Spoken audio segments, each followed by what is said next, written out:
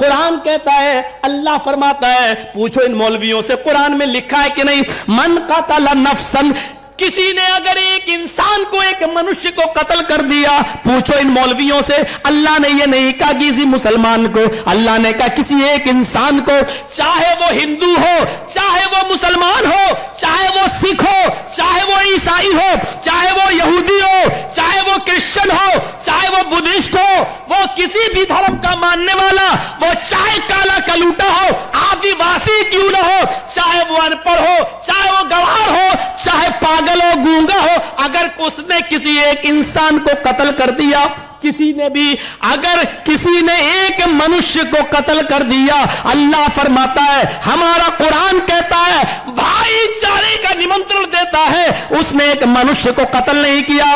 ایک آدمی ایک منشیہ کو قتل کرنے والوں، تم ایک منشیہ کے قاتل نہیں ہو، اللہ کہتا ہے قاتل الناس جمیعا، تم نے پورے وشو کی مانوتا کا قتل کر دیا، تم نے پوری وشو کی انسانیت کو مار ڈالا، تم پورے وشو کے قاتل ہو، پوری انسانیت کے قاتل ہو۔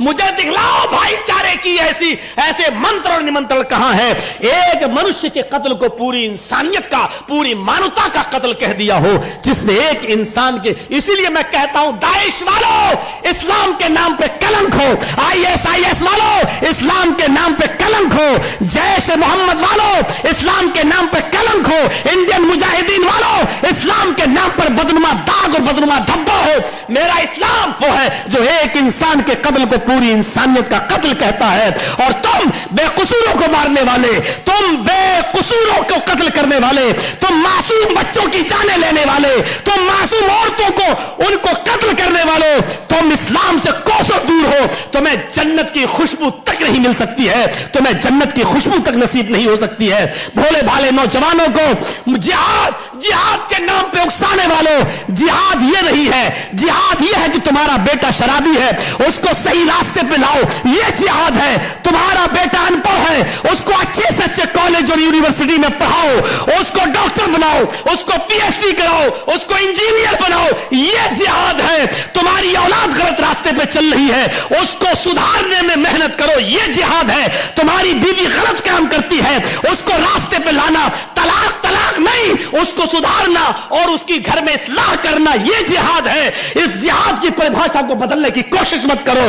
لشکر طیبہ، لشکر جیش محمد، ISIS، یہ سارے اسلام، لشکر طیبہ، لشکر جیش محمد، ISIS، یہ سارے اسلام کے نام پہ بدنما دھبے ہیں، بدنما داغ ہے۔ اسلام کا ان تمام تنظیموں سے کوئی تعلق نہیں ہے، نہ کوئی تھا نہ ہے۔ اور ہم کو دہشت گرد بولتے ہیں، جبکہ ہم دہشت گرد نہیں ہیں۔ ہم اہل حدیث مسلمان ٹیررسٹ نہیں ہیں، ہم ٹیررسٹوں کے خلاف ہے، ہم دہشت گردوں کے خلاف ہے، ہم ہر قسم کی ٹیررسٹ آرگنائزیشن کے خلاف ہے۔ ہم ISIS کا رد کر چکے ہیں 2015 سے ہی، ہم اس سے پہلے سے بھی تمام دہشت گرد تنظیموں کا، تمام ٹیررسٹ آرگنائزیشن کا ہم اور ہمارے علماء اہل حدیث رد کر چکے ہیں۔ ہم القاعدہ کا رد کر چکے ہیں، ہم ان کو ٹیررسٹ مانے ہیں۔ ہم لشکر طیبہ کا رد کر چکے ہیں، ہم ان کو ٹیررسٹ مانے ہیں۔ ہم لشکر طیبہ کا رد کر چکے ہیں، ہم ان کو ٹیررسٹ مانے ہیں۔ ہم جتنے قسم کے ٹیررسٹ ایکٹیویٹی میں پکڑے گئے اور ٹیررسٹ آرگنائزیشن بنانے والوں کو ہم ٹیررسٹ مانے ہیں، ان کا رد کیے ہیں قرآن و حدیث کی دلائل سے،